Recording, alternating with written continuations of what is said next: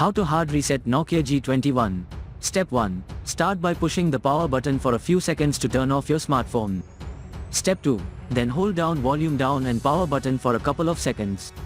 Step 3. Let go of all held keys when the fast boot mode shows up.